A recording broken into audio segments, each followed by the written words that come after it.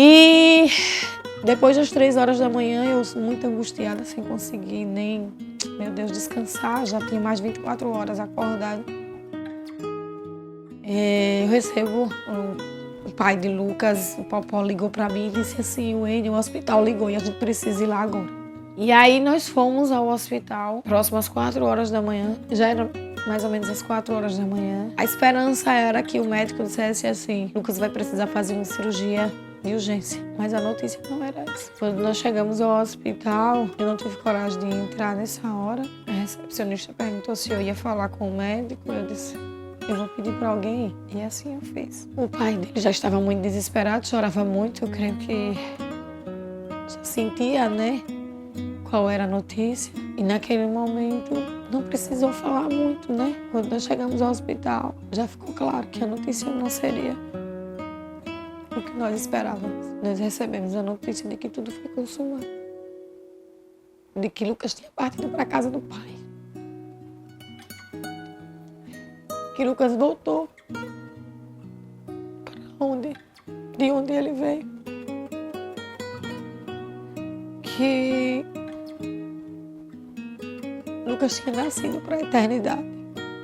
Foi muito desespero. Eu precisava de alguém que me desse uma resposta. Acho que eu peguei o telefone, foi involuntário, liguei para Padre Jatos, que é um sacerdote que sempre me acompanhou. E eu disse: Padre Jatos, o senhor precisa me dizer algo, porque eu preciso ouvir algo. Preciso de uma resposta. Foi toda uma situação. A Milena, a namorada de Lucas, logo desmaiou. O pai já estava literalmente descontrolado, desesperado. O tio estava. Poucas pessoas estavam nesse momento. E quando eu vi que realmente não tinha mais jeito, eu me sentei no chão daquela calçada do hospital, porque o lugar aqui, assim,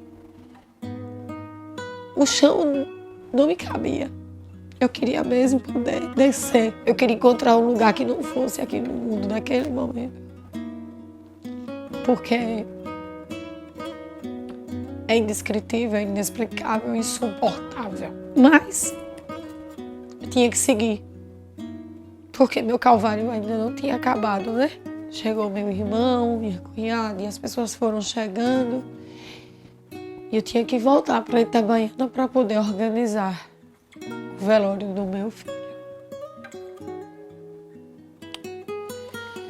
E eu precisava dessa notícia, Beatriz. E eu não queria que ninguém conversasse com ela. Eu queria que essa notícia fosse dada por mim, porque eu sabia que para Beatriz seria muito difícil. Eu não queria que ela se revoltasse. Eu queria que ela entendesse. E começamos a nova fase do Calvário, no velório de Lucas. Quando eu cheguei, que eu fui falar para Beatriz, ela estava com esperança de que a conversa que eu fosse ter com ela fosse convidá-la para ir visitá-lo. Ela achava que naquele momento ela ia ter a oportunidade de ver o irmão, de visitar. E a notícia que eu precisei dar a ela foi de que Lucas tinha voltado para a casa do pai. De que Lucas tinha partido. E foi muito difícil. Beatriz ia completar 10 aninhos, né? Ela ainda tinha 9 anos. Ela tinha Lucas como um irmão pai, um amor muito grande. Eles dois se chamavam, toda vez que um se falavam um com o outro, eles chamavam-se de irmãos. Era assim, irmão, irmã. Poucas vezes eles chamavam pelo nome. E eles sempre com aquele papel de irmão muito responsável pela diferença de idade. Mas eles eram um amor muito, muito intenso, muito intenso. E aí Lucas partiu para a casa do pai. E nós ficamos e tivemos que nos preparar para enfrentar um velório. E depois que eu dei a notícia a Beatriz, imediatamente eu já fui me organizar para poder chegar no velatório, porque eu estava muito angustiada, com medo de Lucas chegar primeiro que eu. Eu queria chegar lá e me preparar para essa chegada. E quando eu cheguei no velatório, ainda não tinha ninguém. O pai estava com o Lucas providenciando tudo no hospital. Ele acompanhou todo o procedimento. E eu fui ao velatório e quando eu cheguei lá, não tinha ninguém. Só tinha uma moça lavando o velatório, preparando tudo para receber as pessoas. E o corpo de Lucas. E quando eu olhei para o velatório, eu disse, Senhor, eu não vou suportar. Não é possível que eu esteja aqui para isso. E a primeira coisa que me veio, veio aquela música, veio uma música ao meu coração, que era uma música de Padre Pio, que ela diz assim, fica, Senhor, comigo. E essa música é algo que me ajudou muito a enfrentar aquele momento. E aí eu entrei no velatório, me deitei no chão, porque não tinha lugar que me cabia, né? Naturalmente, um momento muito angustiante. E eu só cantava essa música, cantava. E eu cantava essa música o tempo inteiro. E quando eu olhei para o chão no velatório, eu encontrei uma medalha. E providencialmente, não é coincidência, providencialmente mesmo, é a providência divina, a medalha era de Padre Pio. E eu estava cantando a música de Padre Pio. E naquele momento eu olhei para um lado e para o outro, perguntei às pessoas que estavam próximas de quem é essa medalha. Ninguém sabia dessa medalha. Essa medalha, ninguém era dono dela. Aquela medalha foi uma providência divina, de um grande sinal do céu. E eu já comecei a entender todos os sinais, todos os propósitos de Deus naquele momento.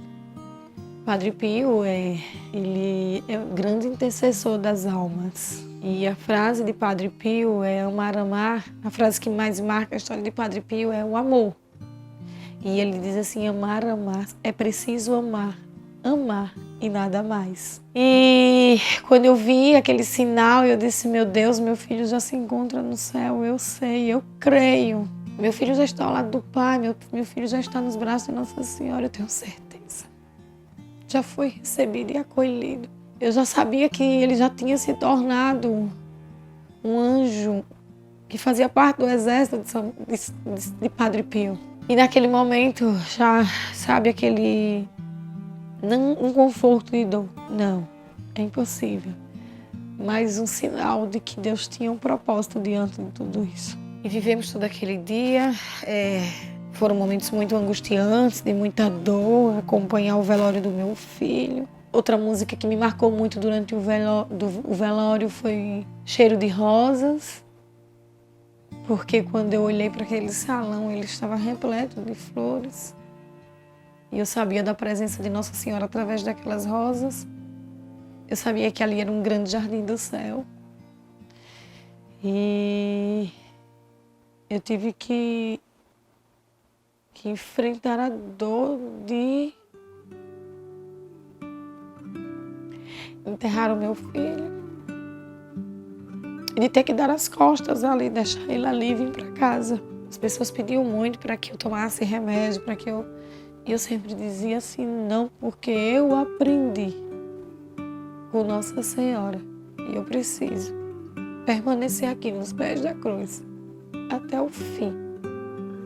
E o meu remédio vai ser a força do Espírito Santo em mim. E essa graça Jesus me deu. Eu fui até o fim, eu queria ser a última a sair, sabe? Porque eu queria poder me despedir. Só eu e ele. Mas todos tinham o mesmo direito, todos estavam ali. E as pessoas se preocupam muito, né?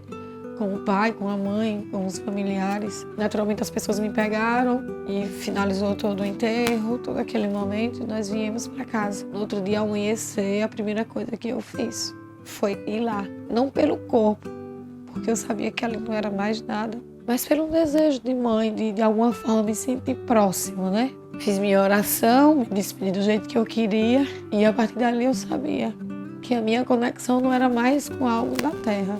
A minha conexão agora era entre o céu e a terra. E aí começou uma nova fase dessa história. Eu comecei rapidamente, em poucos dias, ver os frutos de todas as orações que esse grande exército de oração reunido durante esses dias, pelo clamor da vida de Lucas, muito rapidamente nós começamos a ver os frutos dessas orações e a entender que tudo aquilo tinha um propósito. Entender que a permissão de Deus de deixar que Lucas passasse aquele tempo ainda respirando através daqueles aparelhos era por um propósito. um propósito de levantar um grande exército de oração, um propósito de salvar muitas almas, um propósito de mostrar a muitos que o amor é capaz de transformar, que toda dor pode ser transformada em amor. E aí eu comecei a ouvir as partilhas das pessoas, os testemunhos das pessoas do que tinha vivido durante esses dias de dor, desses dias de muita angústia, desses dias que as pessoas se disponibilizaram a parar o seu tempo para poder estar em oração pela vida de Lucas, estar em oração por toda a família. E eu comecei a ouvir os testemunhos. O mais lindo é que assim, os primeiros testemunhos foi dos amiguinhos de Lucas. Eles muito angustiados com aquela dor. Eles queriam de alguma forma poder fazer algo, e desde lá do velório eles já fizeram muitas homenagens para Lucas. E antes mesmo do 7º dia, da missa do 7º dia, eles me procuraram no intuito de fazer uma homenagem para Lucas, para a família, um grupo de amigos, que ele sempre teve um grupo de amigos muito lindo. Eu sempre fui muito apaixonada pelos amigos de Lucas, por toda essa fase tão linda, né, que é a juventude. Comecei a ouvir as partilhas e a entender que Deus tinha um plano. Uma confirmação muito grande foi de uma passagem bíblica em Eclesiástico, acho que se não me engano é Eclesiástico 4, isso, onde fala da morte de um jovem e que fala que a mensagem foi de 3 sacerdotes confirmaram em tempos diferentes. Durante essa primeira semana após a morte de Lucas, eu recebi uma mensagem de Padre Edmilson na missa do 7º dia de Lucas. Essa foi a homilia. E outro sacerdote me partilhou comigo a mesma passagem bíblica, sem eles se comunicarem. Foi a providência divina, foi o Espírito Santo. E a passagem diz que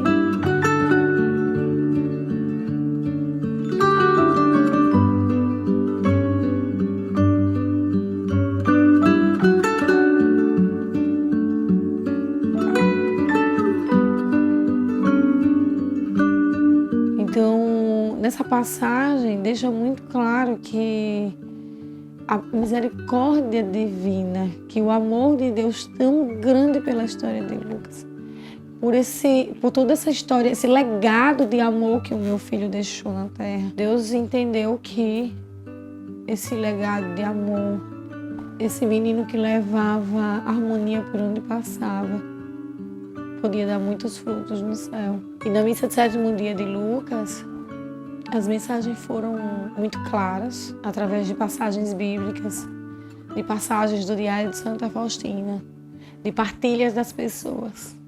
Da missa do 7º dia de Lucas, quando eu cheguei na igreja e eu olhei para o altar, tinham 7 padres, 7 sacerdotes naquele altar, parecia o céu. As homenagens dos amigos, as músicas, a unção daquela missa, ali já começou a história de uma grande missão. Ali já se confirmou que aquele coração não parou de bater e que essa história de amor não tinha acabado.